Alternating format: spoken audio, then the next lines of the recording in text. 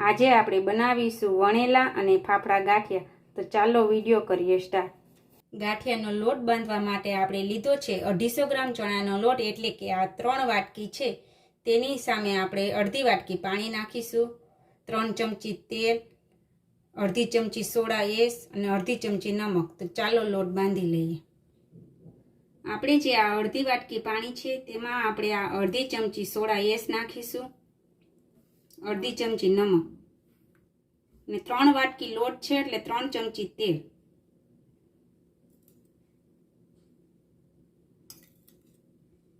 હવે આપણે એક વાસણમાં આ 3 વાટકી ચણાનો લોટ છે તે નાખીશું। હવે જે આ પાણીનું મિશ્રણ છે તે આપણે થોડું થોડું ઉમેરીને મિક્સ કરીશું લોટને।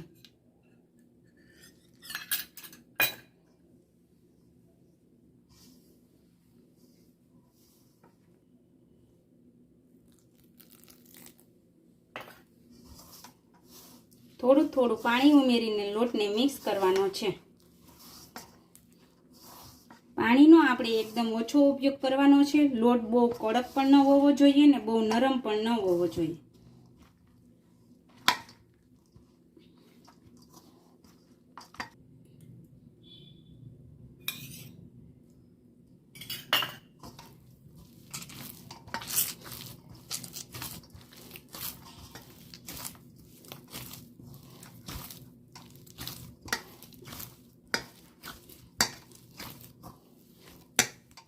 હવે આ લોટમાં આપણે તેલવાળો હાથ કરીને 15 મિનિટ સુધી મસળશું।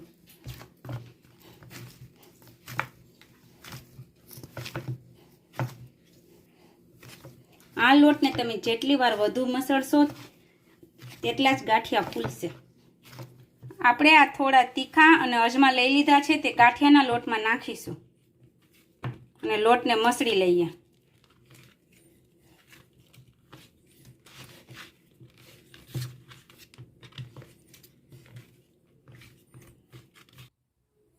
આપણે આ રીતે એક લોટનું ગોરીંડું આવી રીતે લેવાનું છે, પછી હથેળીના ભાગે આપણે ગાંઠિયા વણવાના છે।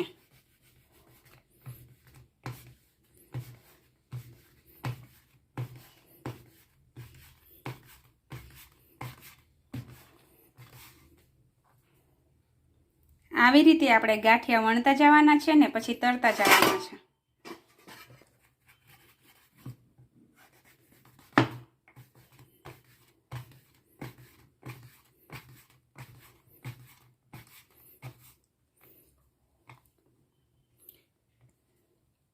ગાંઠિયા આપણે વણાઈ ગયા છે ને તેલ પણ ગરમ મૂકી દીધેલું છે। તો ચાલો હવે તેને તળી લઈએ।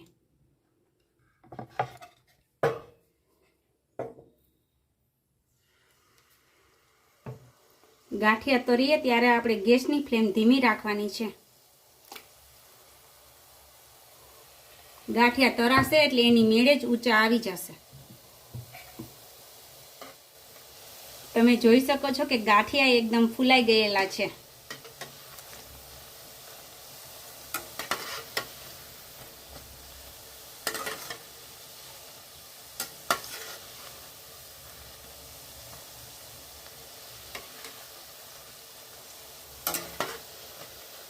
આપણે જ્યારે ગાંઠિયા તળીએ ત્યારે ગેસ ધીમો રાખવો, જેથી અંદર તે કાચા ન રહી જાય।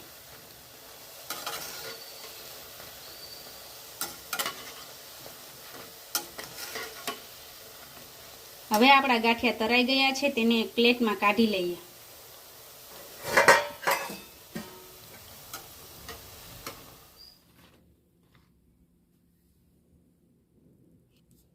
હવે ગાંઠિયા આપણા તરાઈ ગયા છે, તેમાં આપણે ઉપરથી હિંગ અને મરીનો ભૂકો છાંટી દઈએ।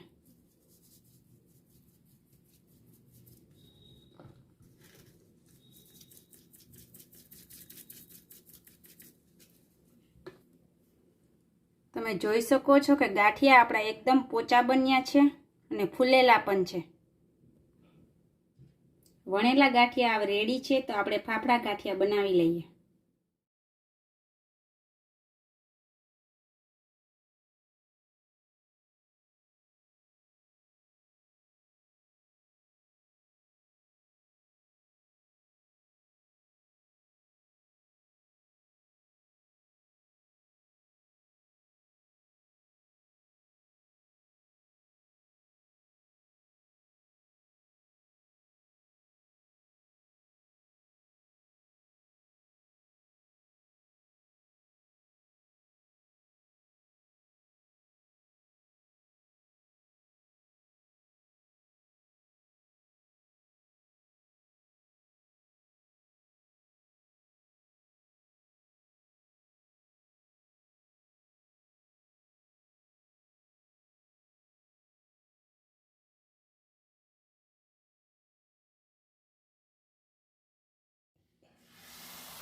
આપણા ગાંઠિયા પણ રેડી છે, તેમાં મસાલો છાંટી દઈએ. તમે જોઈ શકો છો કે બંને ગાંઠિયા ખૂબ જ સરસ બન્યા છે.